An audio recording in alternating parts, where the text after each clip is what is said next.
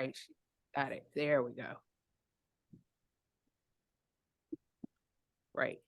Okay, so as we discussed first semester in legal research, your Blue Book has a unique organization. This is not a book you read cover from cover. It has several different subjects covered on the front cover, back cover, and all throughout. So the basic organization of Blue Book is what we'll cover. We'll also talk about citations, basic citation form, short forms, which you need ad nauseum to understand for your LP courses and your motion for summary judgment, citing unpublished and non-precedential cases, which you also need for LP this semester for the motion for summary judgment, citing to statutes and signals. If you have questions, please feel free to raise your hand. So what is unique about the Blue Book? Well, the blue pages are for practitioners and clerks, which means the white pages for law review citing is where you live right now, and where your LP, appellate litigation, all your classes through law school expect you to use those rules for citing. Rule 1 through 9 are general rules. I call them your old school grammar rules, like from grammar in 3rd grade. They are grammar as far as citing is concerned, anything from abbreviating to spacing and things like that. When it comes to specific sources, those are Rule 10 through 21. And as we all should know ad nauseum right now, Rule 10 is cases. The tables dictate everything. So they cover 1 through 16, and it is listed on the back of your Blue Book what those tables are for. So when you're in doubt, just flip to the back and it lists what each table is for. The ones we usually use, table 6 for common words, table 10 for geographical terms, and table 13 when it comes to citing to secondary sources. Those are the ones we're most familiar with, we use on a regular basis. Otherwise, don't forget your quick reference sites are the front and back covers. Your index is when in doubt, just look it up. How to cite to Lexis, how to cite to Westlaw. When in doubt, look up Lexis, look up the word Westlaw. When in doubt, go to short forms and it'll tell you what page to go to. So do not forget your index and your condensed table of contents. I've covered the most widely used tables, but don't forget there are other tables that you will need when it comes to advanced citing and explanatory phrases. That is when we're dealing with when we're using signals. And my students have questions about, well, what do I really put in the parenthetical? That's what you put. It's actually in one of the tables to help you understand that. So what's important? The 2 different citation styles, blue pages and white pages. We are dealing with law students, so you are looking at the white pages. But when you're dealing with practitioners, that's when you go to the blue pages. What's important to note? There is a difference between a citation, sentence, and clause. What your professor prefers you use is a professor by professor basis. Those who deal with me know I prefer right now you use citation sentences. You leave it to the end of the sentence to give the citation information because I want to be able to read the text of what you're writing uninterrupted. But that is a professor by professor choice, and this just is an example of the differences. Now, basic citation. I think you have this down. Most of you have it down, but I'm still shocked when I see a parenthetical left off on a full citation. The first time you cite to any source is a full citation sentence, which means for a case, the name of the case, which has the parties, and then your reporter, that is the book it's located in, the volume, the abbreviation, and the page number. You have to have a pen cite. A pen cite is telling the court or whoever you're writing to what specific page your information is on. And then you still have to give the parenthetical. The parenthetical tells us what court and jurisdiction, meaning the hierarchy of court, whether it's Supreme Court or trial level, and what jurisdiction, meaning what state it came from, and then the year of the decision the case was decided in. What's important? Starts with a capital letter, ends with a period. I can't tell you how many students on their citation quiz left off punctuation. Punctuation matters. Punctuation is like going to Google Maps or going to Waze, and it tells you go east or west, not left or right. It's not sufficient. It doesn't translate for all parties, right? So we need the punctuation for all parties to be able to understand where you are. Also, I get this question all the time. You're concerned. There's all this star pagination in Westlaw and Lexis. I don't know what page to reference. First and foremost, you start with what your particular case, whether it's federal or state. That is always your first question. Is this a federal case or is this a state case? Why? Because it's a federal case. You're going to the first page of Table 1 and looking at federal jurisdiction and how citations go for federal jurisdiction. But if it's a state, you go to that state in Table 1.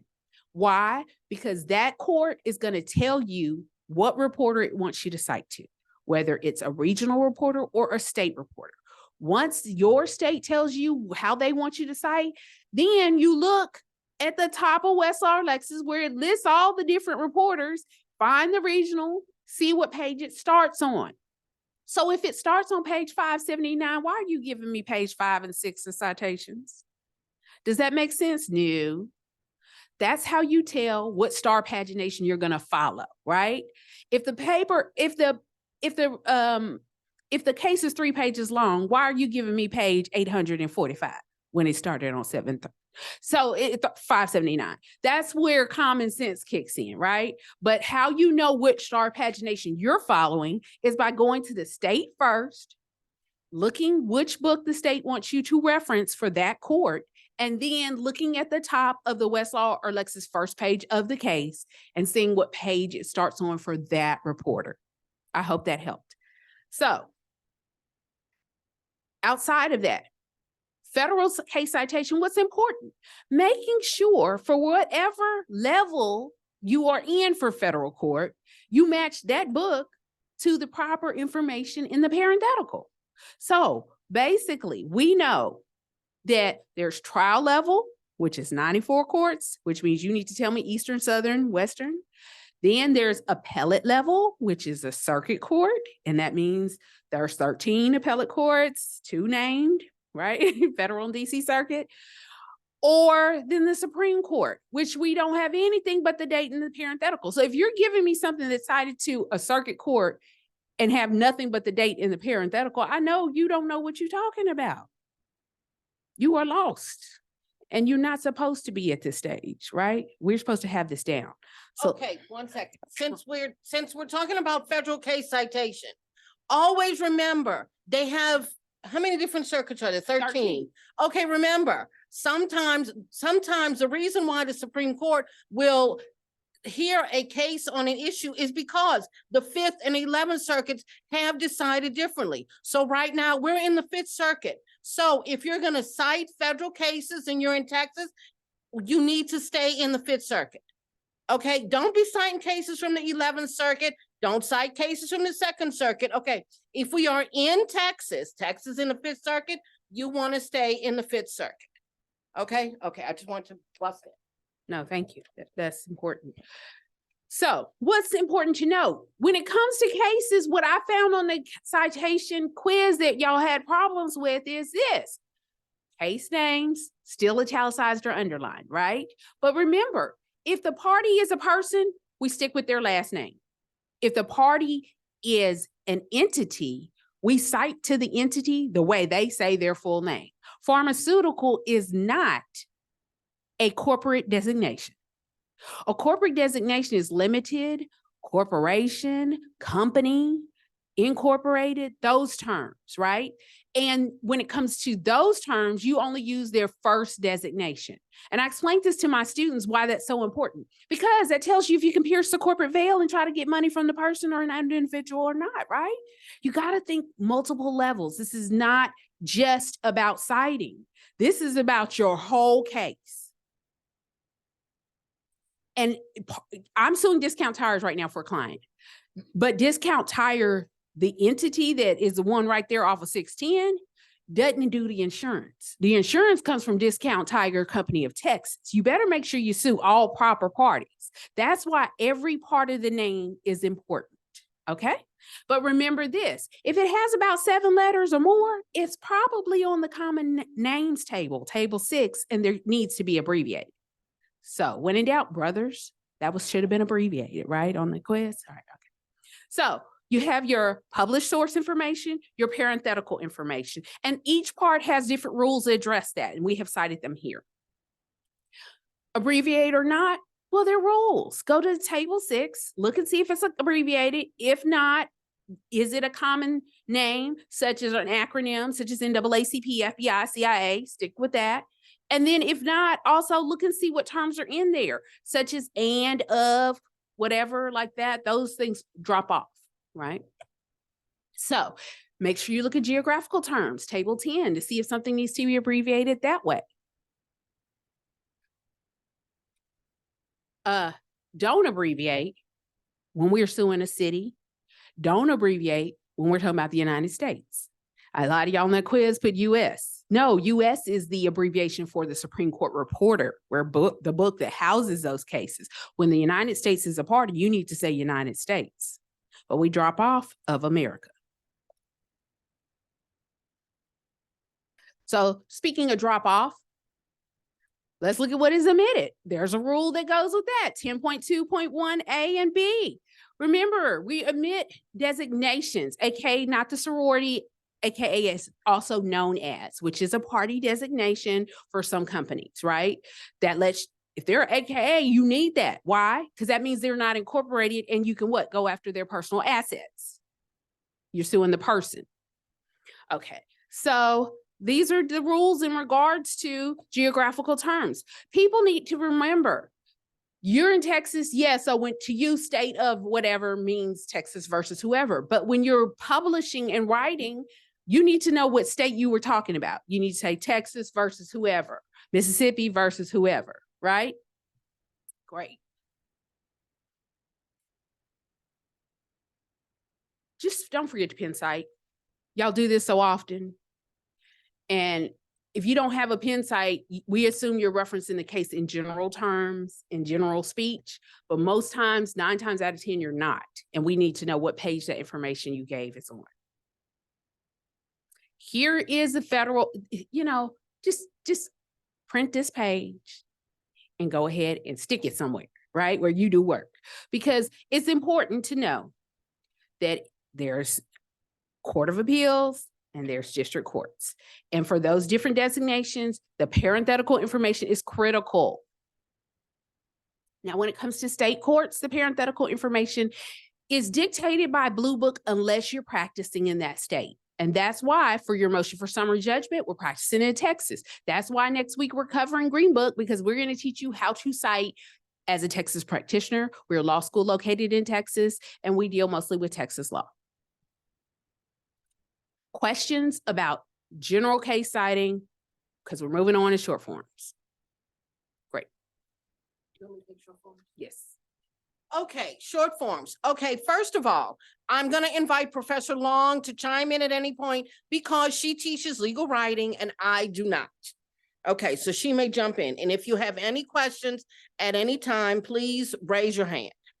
Okay. All right. So once you provided the full citation, you can use a short form in later citation. There are different types of short forms and there are different rules that you have to use for short forms. So you use the ID only if there are no intervening cases. Okay.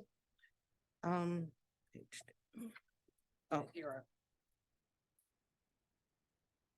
Okay. Okay, so of course, the first time you use a case, use a full citation. And then, but subsequently, thereafter, you can use one of the short cites. And on the right-hand side, I have the different forms of short cites. And if you will notice on most of the slides, first of all, we will post this. It'll be posted on the library's page. And we will also, and where you find the recording, you can also find a copy of this PowerPoint. And if you will notice, as we go through the PowerPoint, on practically every page, we reference a part of the Bluebook. And no, we do not expect you to use just this PowerPoint when you cite stuff. If you know where something is in the PowerPoint, fine. Go to that page of the PowerPoint and see what page in the Bluebook that we reference and go in and use it in your Bluebook. When you're practicing, you will only have the Bluebook. And this PowerPoint will be nowhere to be found. So you really need to learn how to use the Bluebook. This only is going to refer you to the Bluebook. It has different pages on things, but you really need to go to the Blue Book. Everyone should have, by now, you should have your Blue Book tab, and you should basically know how to find stuff in it. You should know where statutes are. You should know where cases are. You should know what's on the back cover. And if you don't, it's time to learn, because you'll be using it throughout your law school career. Okay. Oh, So errors we saw. When you're short citing, you're referencing the first party. That is the petitioner, plaintiff, or appellant. So you're using their last name or a short form of their corporate designation that you picked, like Mitsubishi Motors, which it said, right? Mitsubishi Motors. The only time you're switching from an appellant or plaintiff or petitioner reference is if you have two cases that are start with Mitsubishi Motors. Then you obviously need to designate one as Mitsubishi Motors, and then you need to go ahead and designate the other one using the respondent, defendant, or appellee, or appellee. I don't care where you're from. Say it whatever way you want, but you know what I mean. So one thing is clear. You start with whoever is suing on the short citation. Then you use the reference to the volume and the reporter, and then skip all the other parenthetical stuff and just say what page number it referenced, right? So some of you ask me, well, how do I know when I don't want to use necessarily the party name and I just want to use 414 US at 261? You can also do that when the United States is several petitioners or plaintiffs, and you don't want to necessarily keep having to change names and things like that, then just give the reporter information. It is to your discretion on these short cites how you use it. We just ask for consistency, right? So if you're consistently using the first party's last name in your short cite, follow out. Another thing is not just about, oh, there's an intervening. So you keep, there's no intervening. So I do the it at. Remember, page numbers matter. And the Blue Book has rules that if you're going over to a next page, you possibly need to use a short form that has a case name, because you're on a new page and the person's not going to go back 10 pages or 20 pages to look what case. You might need to use one of the alternating short forms. So that I wanted to just reference that.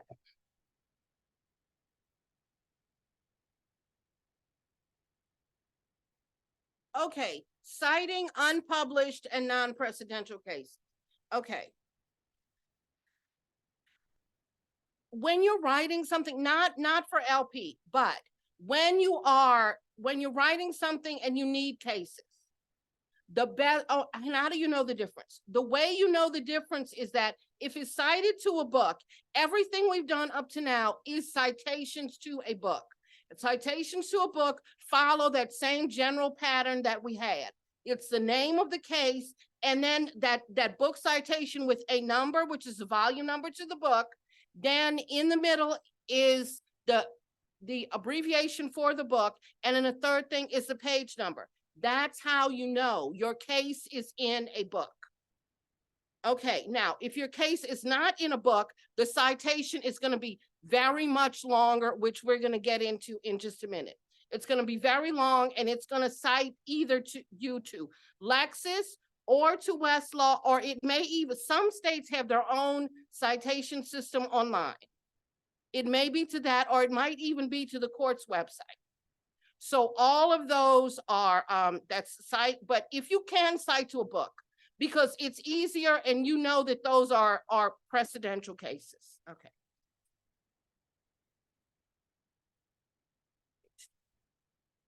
Okay. All right. Federal and state courts, they write many case opinions that are not published in print reporters, but you can find these cases on Lexis and Westlaw. And yes, I'm reading it because I want you all to get it definitely, and I don't want to paraphrase. Okay, what you have to remember is unpublished cases have less precedential value. So remember that. You just need to remember it. So, and how do you know? How do you know? Because courts designate them not for publication. The designation will be there somewhere.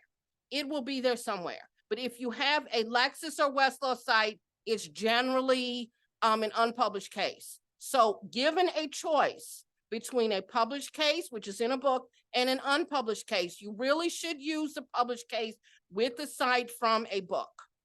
Okay, remember, any case published in a West Reporter, which has the book cite, that is published and citable.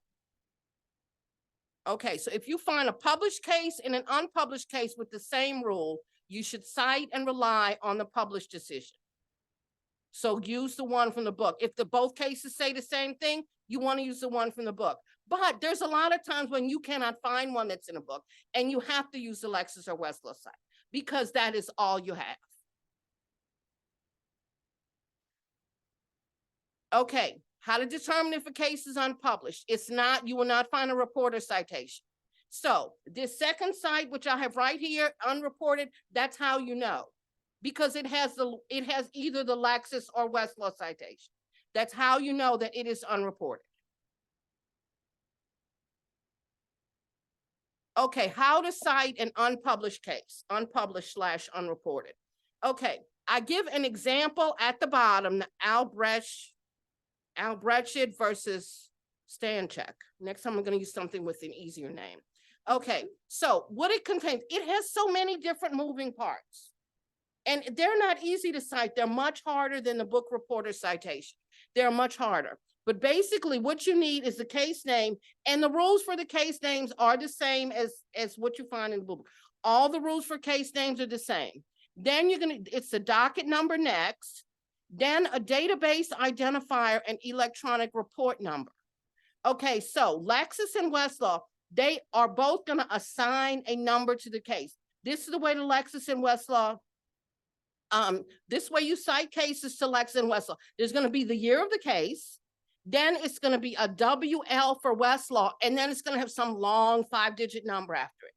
And Lexis is going to be the same. It's going to be the year of the case, and then it's going to say LexisNexis. And yes, you have to put LexisNexis. It says LexisNexis, and this, of course, is in the Bluebook.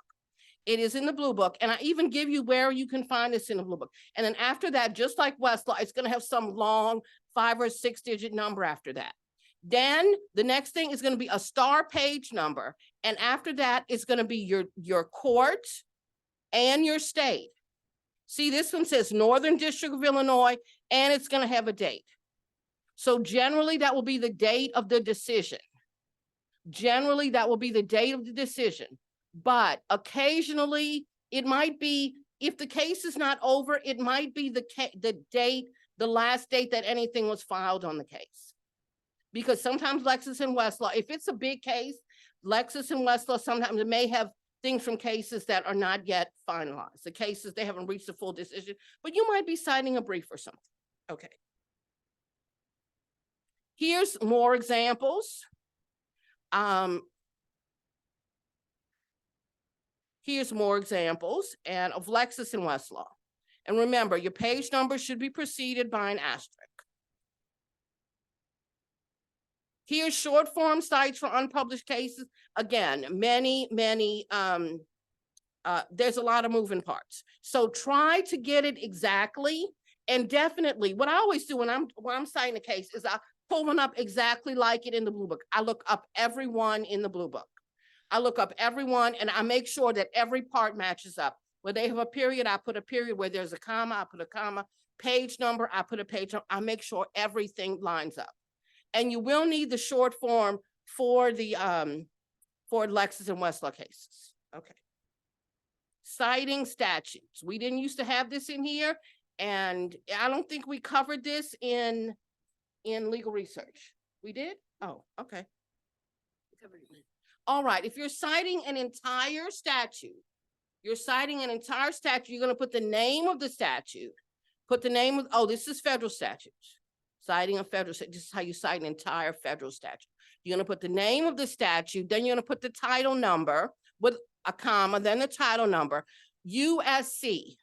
Remember, official statute cites for the federal government. You always cite to USC, not USCA, not USCS. This is the official one. Then you're going to put the section symbol. If it has a span, then you're generally citing the whole thing. And then after the end, you're going to put the date of code edition. Okay, notice my note up in the corner. Pursuant to Rule 12 and B12, the year of the cited code edition, it can be omitted if you're citing to the current code. If you're citing something, a code from 20 years ago, you'll need to put the date. But if it's the current code, which is in effect now, you can drop off the date. Okay, here's citing a specific provision. If you're citing a specific provision, you do not need the name of the provision. You don't need the name. You can just cite to 42 USC section 1983. At the bottom, I have cite to an official code, whether using West is the USCA, Lexis is USCS. And again, we have the references to the Blue Book at the bottom. Short form for statutes. Oh, okay. So basically, follow the rules. For my class, I had given, and I don't have there's a page that gives you all the short forms and what pages they start on, depending on the source. But the important thing to realize for statutes, it literally is still an id if it's the last and there's no intervening citations. So remember, if there are no intervening citations, it's still an id. And then it's an id, change the section symbol. At is for page designations. But when you have things that are sections, you just section symbol and change to the next section or the section you're referencing. What is so important for you to realize about statutes is statutes are like cases. What's your first question? Is it federal or state? That's always your first question. Is this a federal statute or is this state statute?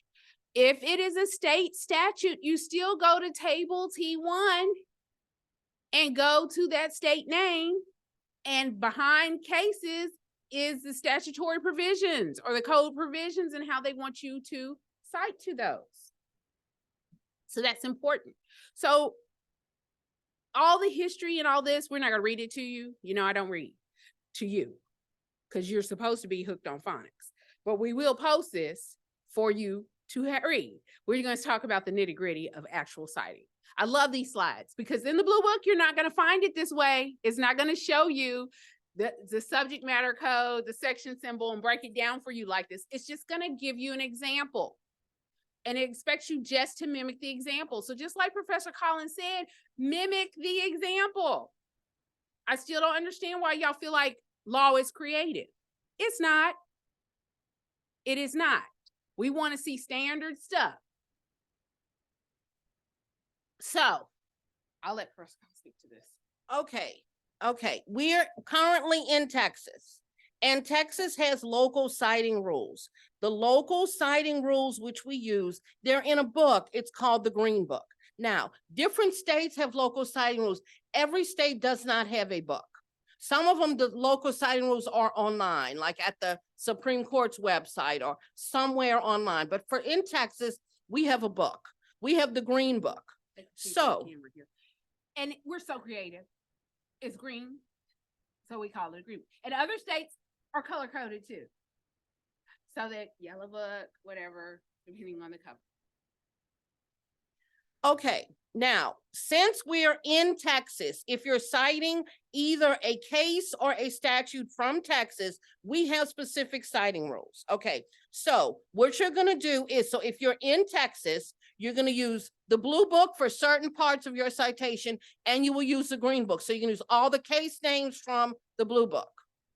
But for citing specific things, some things Texas is special, and they want you to cite things a certain way in Texas.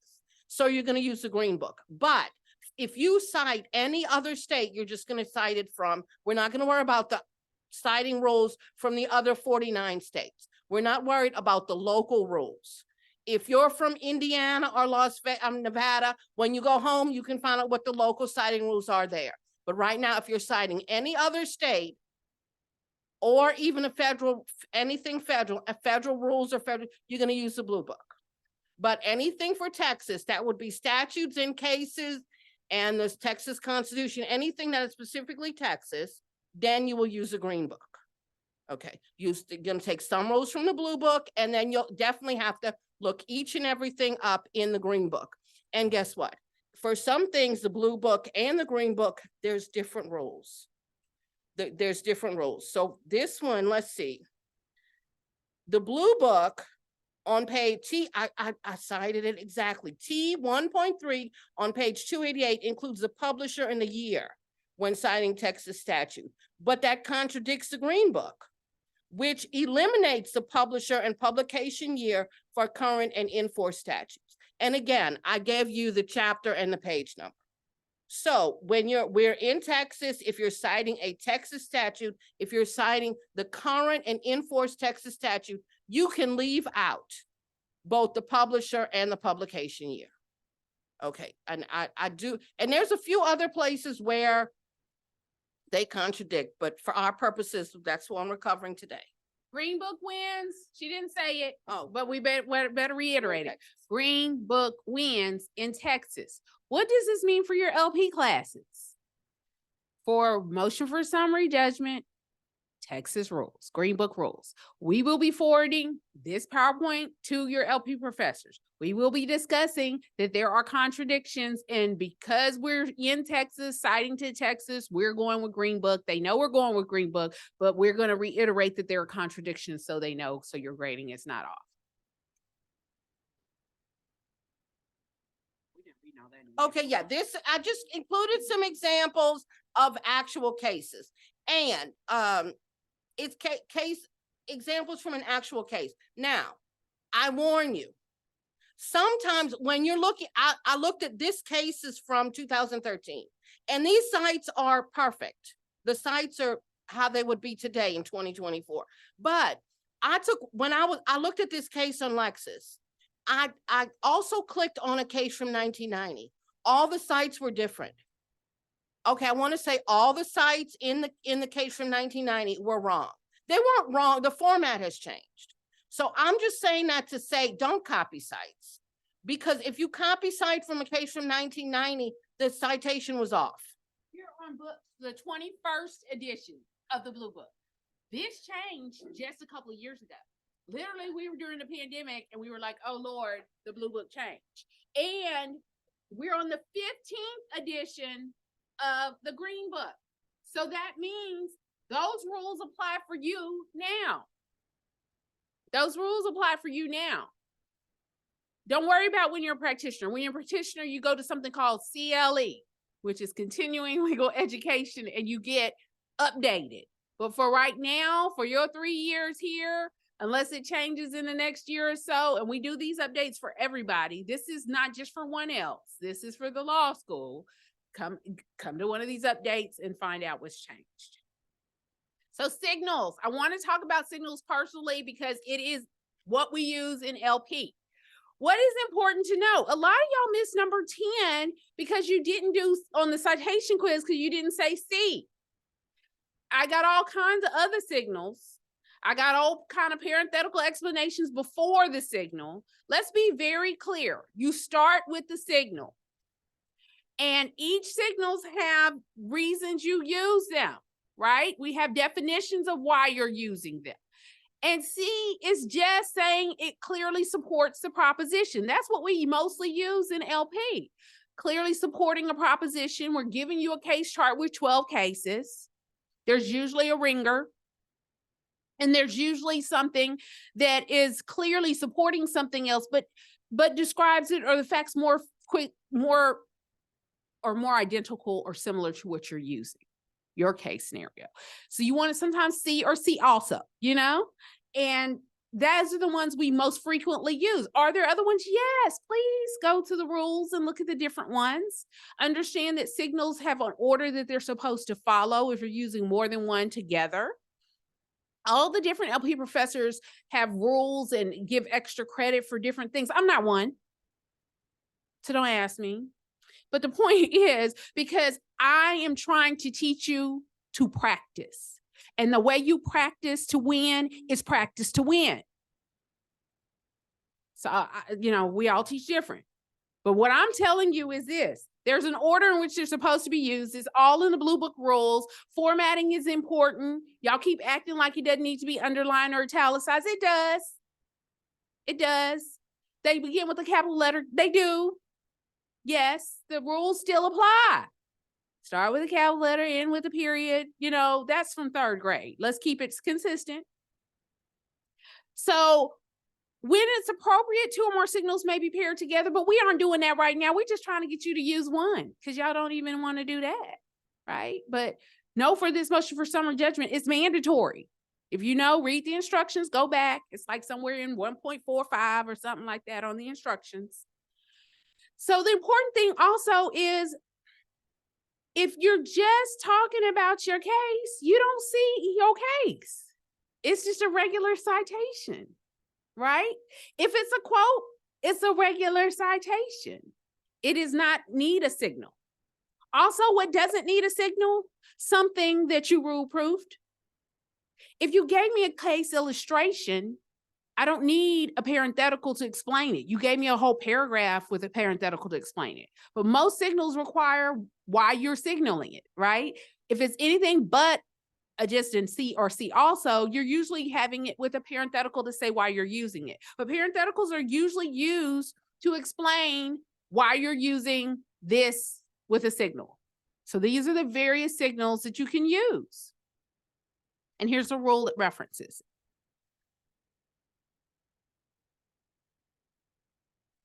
So once again, I want to remind you, most signals need a parenthetical. We need to know why you're using it. This is where really comes in to me, counter argument and rebuttal.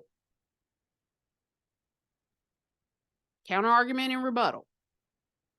Your affirmative argument should be standing on something that you clearly rule proofed, right? And but you definitely to make sure that, especially in your rebuttal, right? If your positive rule proof goes with your affirmative argument and your negative rule proof goes with your counter argument, all you have left is rebuttal. And rebuttal is usually something that is hitting home your point. It's a different case than those that you've already referenced. So you might need a parenthetical to explain why it's important. Logical thinking, critical thinking.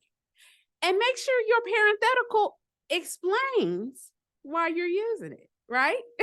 I say that, but usually you're using it because you're bringing your facts to those facts to show you want why this court ruled that way and you want your court to rule the same, right?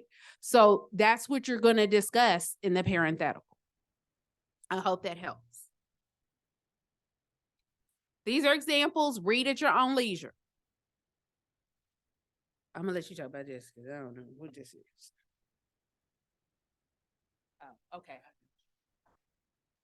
Okay, she asked me to come up here and talk about this when she's the LP teacher. And okay, just like the slide says, doing cites is a hassle. And they have citation generators out there. Lexis has one, Westlaw has one, and they have some you can use online, but check them.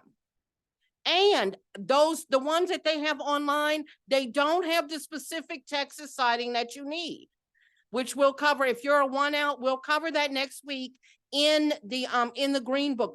We'll do one of these on the Green Book in your LP class next week. It does not cover the local Texas citing. All of those citation generators, which you will find online. And it's not, thank you, Nanette, because I forgot this for LP. Yes. Who you gonna sue when you get F? Who's gonna talk to academic standards for you? Cite GPT, Chat GPT, Lexis citation tools.